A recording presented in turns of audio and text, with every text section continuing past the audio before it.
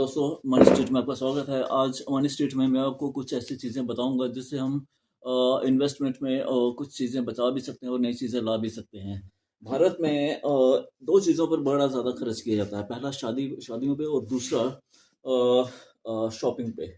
जहाँ तक मैं शादी की बात करूँ, भारत की शादी विश्व प्रसिद्ध है। यहाँ पर आदमी अपनी कमाई का 20 साल की कमाई का हिस्सा सिर्फ़ शादी में ही खर्च कर देता है और वही कमाई अगर हम और वही खर्च अगर हम पूरे एक सादे ढंग से अगर शादी कर रहे हैं, जिसमें जैसे कि हम पहले भी करते थे, बिना ताम-झाम के, बिना ज़्यादा प्री वेडिंग, पोस्ट वेडिंग करके, जिसका मतलब कि हमें चलो ये हर एक किसी की पर्सनल चॉइस होती है, लेकिन मेरा ये मानना है कि अगर आप शादी में जितना आप ज़्यादा बचा पाओ, शादी वही सक्सेसफुल होती है जहाँ पर आप दिखावा ना करते हुए एक सामान्य रीति-रिवाज़ों से शादी करें और जो पैसा आप जितना बचा सकें वो अपने आपके अगले जीवन में अपने घर परिवार के लिए और आने वाली संतानों के लिए कुछ बचा सको।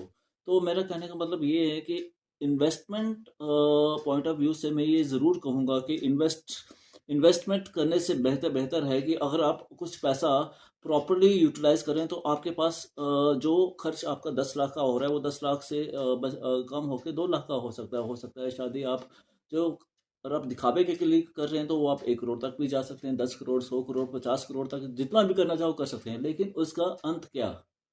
आपके जीवन में कितना एक एक आम नागरिक के जीवन में इसका क्या असर पड़ता है? इसके ऊपर हमें सोचना पड़ेगा। इन्वेस्टमेंट के मैं इन्वेस्टमेंट पॉइंट ऑफ व्यू से बोलूँ तो हमें चाहे वो शादी हो, चाहे वो हमारे कोई भी फंक्शन रहे हों, वो हमें समाज को दिखाने के लिए नहीं करने हैं, वो हमें अपनी खुशी के लिए कर रहे हैं और हम खुशी से कर रहे हैं तो ठीक है। और आप समाज को दिखाने के लिए कर रहे हैं तो आप अपने आने वाले भविष्य को दाँव पर लगा रहे हैं। आगे आप स्वयं समझदार हैं, बताना और ये मेरा एक स्वयं का तर्क था। आगे आप सबकी इच्छा। नमस्कार।